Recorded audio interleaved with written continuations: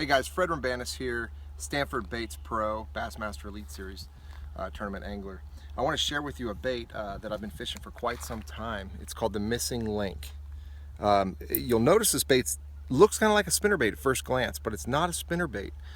It looks kind of like a swim jig, but it's not a swim jig. It's kind of the best of both worlds. What it does, it's got a planing head, which keeps it real flat and helps you get up to the surface real quick, but the wire's coming out of the jig head. You know, a lot of times when you're throwing a spinnerbait, you cast it out there, you catch a lot of fish, you end up breaking the wire on a critical fish and costs you a lot of money in a tournament. This guy right here, the wire comes out of the head, it's flexible, completely moves around, fish hits it from any which angle, you're gonna hook them. They use a nice big hook on it, but what's neat about this bait is when you get to reeling it in, don't put a trailer on the back of this thing. Get it going real quick. Here we've got cover full of lily pads. I like to reel it real fast, and you'll see it just kind of wanders right on through. It's completely weedless. It doesn't get snagged up. It's a super virtual bait. And another really cool feature about it is when you cast it out there and say you throw a spinnerbait, a lot of times we catch fish on the fall. It's called helicoptering. Your spinnerbait kind of does one of these numbers. And the reason being is it's falling down like this. This guy right here will actually fall completely horizontal, that of a weightless stick bait.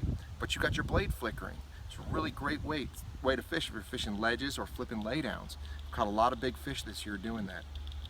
I fish it usually on 15 to 20 pound fluorocarbon straight through. I'm using a 7.5 foot rod.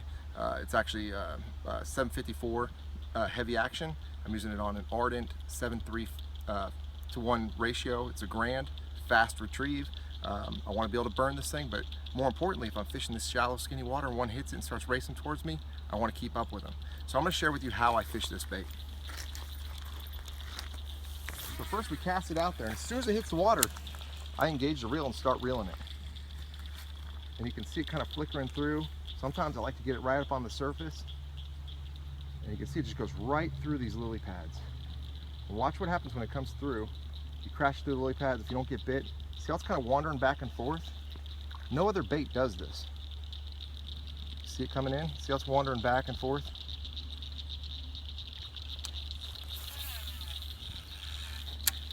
I'll take another cast here. And I just hold my rod up and I get it going.